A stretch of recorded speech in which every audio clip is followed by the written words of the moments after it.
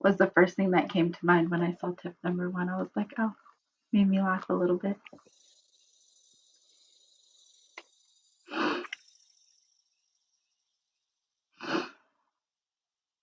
You go live on Indeed too. Yep. Good morning, everybody. We are live. This is Danielle and Rebecca from ND Hive and ND Out Loud. So today we're talking about three tips to make your ADHD day better because it is possible. You aren't lazy, you're just stuck. We get stuck so easily. So we were talking about the three tips that I wrote out for Rebecca so she could see them ahead of time.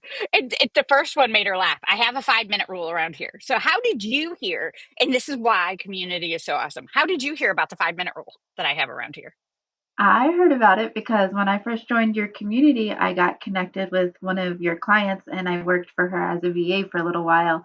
And I was struggling with one of the things she had me working on.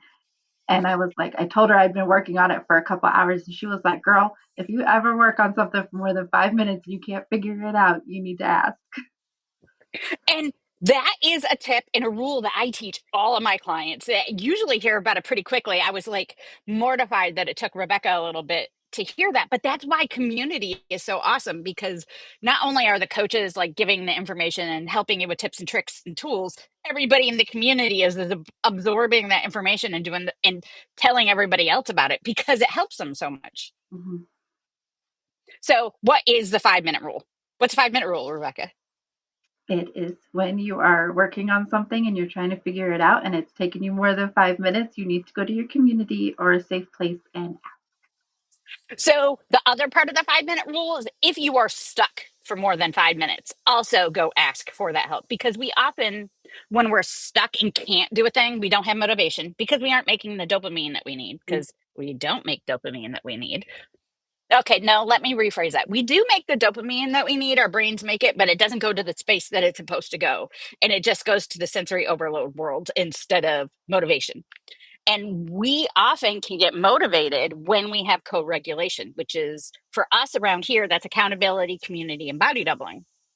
And not the accountability four-letter word that we all hate and we feel like we're being attacked for not doing the thing. Not that kind of accountability. The Mm-hmm. accountability is, hey, I'm stuck. And somebody will go, ooh, you want to talk about it? Ooh, you want a body double? Ooh, do you need a shower? Do you need a drink? Do you need an ice pack? Like, we're going to give you five because we like to info dump. We're going to give you 50 tips to try to get out of the situation or make you laugh or make you laugh to get out of whatever you're stuck in. And we often are laughing ourselves around here out of stuckness. Mm-hmm. It happens often.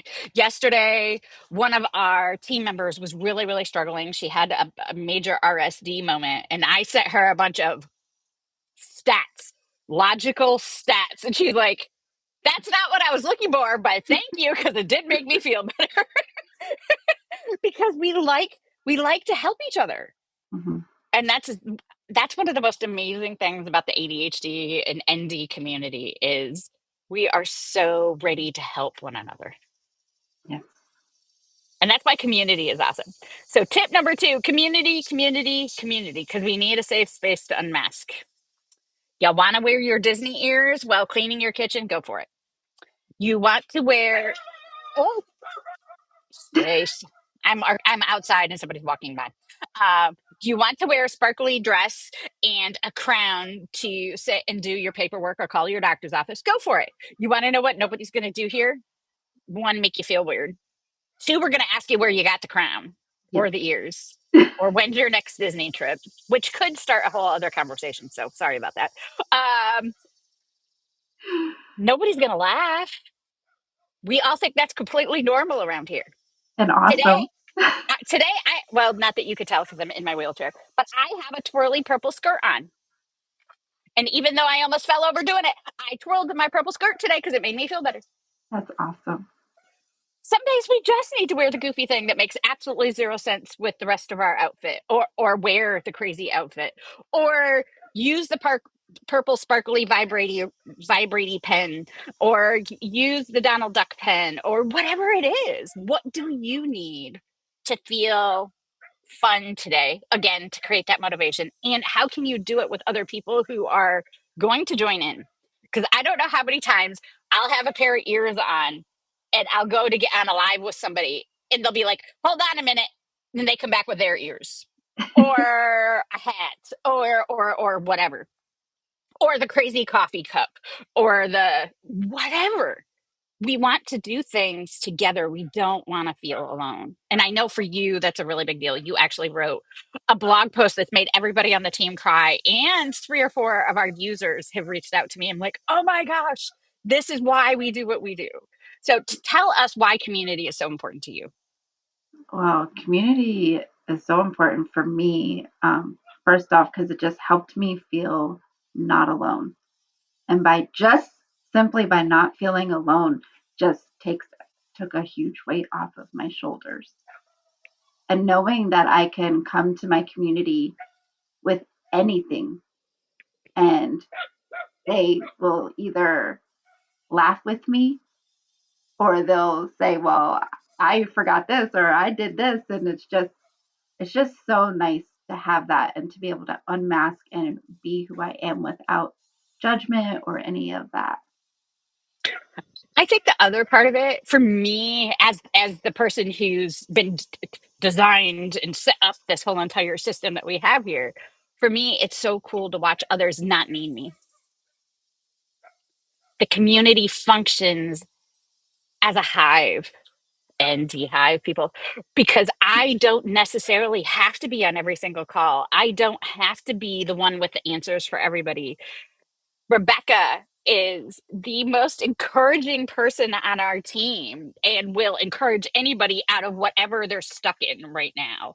And that's such a huge part of I am not an encouraging person. I'm going to give you the logic, I'm going to give you the details, I'm going to give you statistics, I'm going to give you a tool or a tip, but Rebecca just comes in with the love. And we need that. Every piece of the hive it works so well together. Then we've got Rick, who will come in with is our cheering section, and Rick will come in and cheer us on. And we've got Katie, who is so bubbly and so energetic that it just bleeds over. It bleeds over.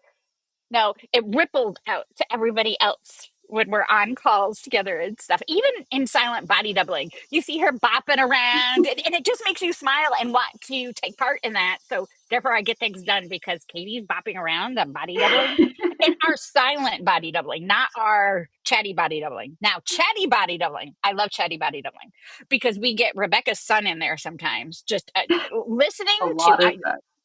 I don't know what the TV show he watches is or whatever, but we hear that in the background, and all of us moms are like, "Oh, that's so cute!" And he'll come up and he'll say hi to everybody, and it helps us stay motivated and focused on each other and help each other out, and that is a huge deal. And I think that's one of the things that I had to learn, especially as somebody with multiple degrees and a psychology degree, and that it's not always about feelings or this complicated procedure or process or protocol. It boils down to talking to people whose brains work like yours, sitting in a space, whether it's on Zoom or we use Go Brunch or even, even doing Be Lives together, um, or chatting with one another, getting on a Zoom call, coaching call together, doing those things are all we need.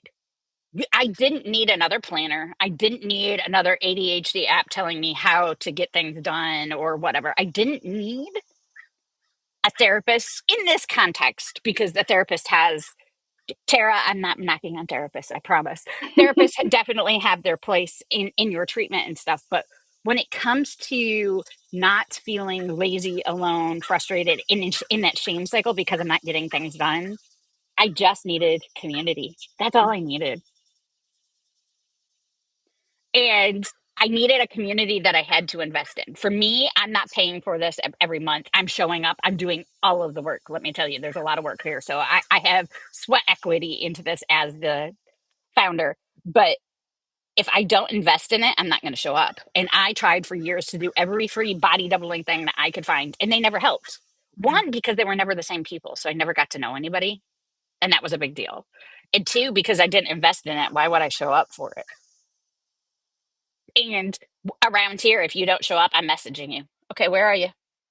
Haven't seen you in a couple days. And even the people that aren't super active, I'm reaching out to them. We're putting posts out for them to see, and they get emails, and they get so that we're trying to keep them connected with us. You're not alone. You're not alone. We are here to support. We are, and that's all it is, support in in community. Community is so big. Come join ND Hive today. If you have questions, always ask. Reach out to Rebecca, reach out to me, reach out to any of us. We'll all answer your questions anytime. And I'm sorry if we info dumped, sort of. Just just a little sorry. Have an amazing day today. Bye, guys.